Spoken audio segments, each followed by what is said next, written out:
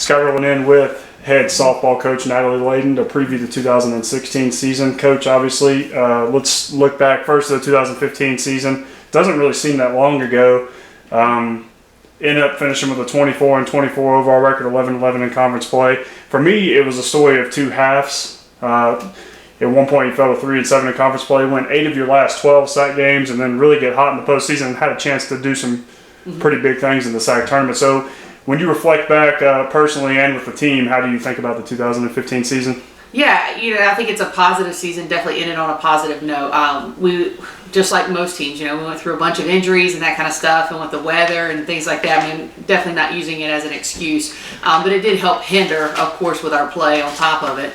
Once it seemed like we got everybody healthy and kind of got on a roll there, we didn't have everybody until about the last 2 weeks. So you saw a little bit different team, which would have been nice to have it the whole season, but going into this year, I feel like the team is very positive from that ending well and, looking forward to getting started. Well, and then you talk about, that little stretch in the middle of the season, and really, I would say it was March. March was a bad season offensively, and it ended up kind of reflecting in the offensive numbers for your girls last year. But how positive was it going forward? Some encouraging signs in April. You guys hit 268 and score 4 runs per game, which was a big blow up from where it was in March. So how good was it for your offense going forward to really kind of turn it around there in the last half of the season? Yeah, it definitely made a huge difference, especially going into this fall. The confidence level that they had was much better than it was last year, especially in the beginning, more offensively. This fall we put up some really good offensive numbers, and we've had a lot of contribution 1 through 9.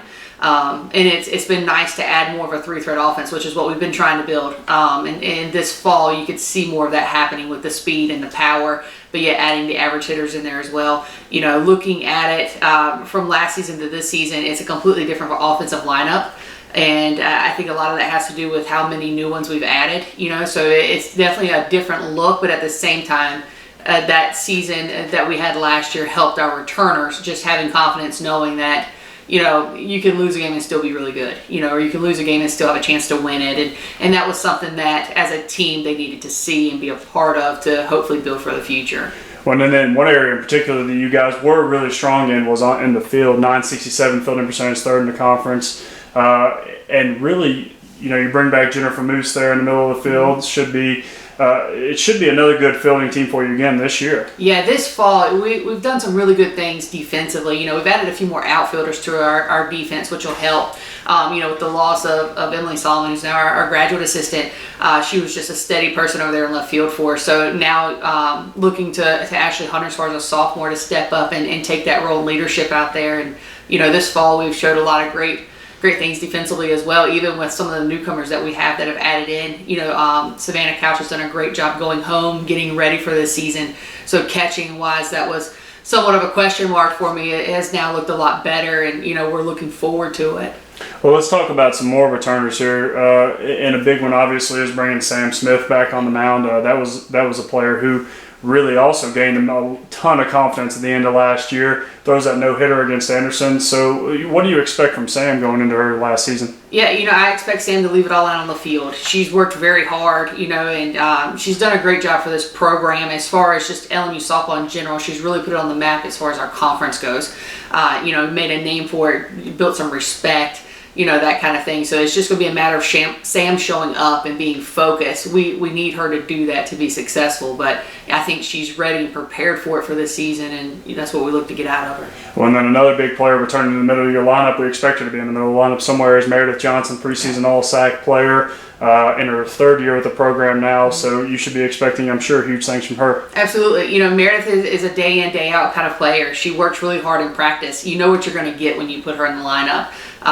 She's a kid that's just as good of a person as she is a player, so you always want to see them do well, and she's going to have a good year for her. She had a good fall. She's healthy this year, which is nice. I mean, she played all season last year with a torn meniscus and, went through some pain and that kind of stuff, but this year we look to have a healthy Meredith, and I think she's going to have a big year for us. Well, and then obviously you had mentioned Emily Solomon. She was one of your key players last year, led the team in hits, been in the program for 2 years now.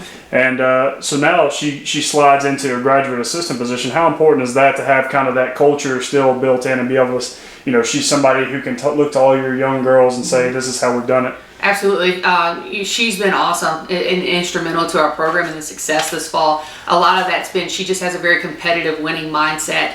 And a lot of that is just continuing to have in the coaching role, which has been nice for the young ones. They see a coach that's out there playing, but yet she's still, going 2 for 3 or whatever. She can still back it up. So that helps with the credibility side of things.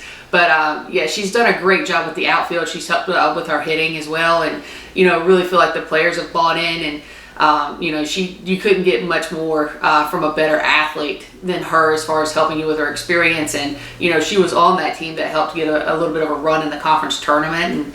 And, I think a lot of them respect that and they understand what she's providing, not only from the coaching side, but just the mentality side. Well, and then something me and you've talked about off camera before is that you feel really good about the internal leadership outside of the coaching staff, the internal leadership of this group.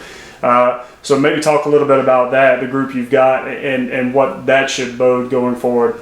Yeah, I'm going to tell you, this team that we have this year has by far done the best job in leadership on and off the field.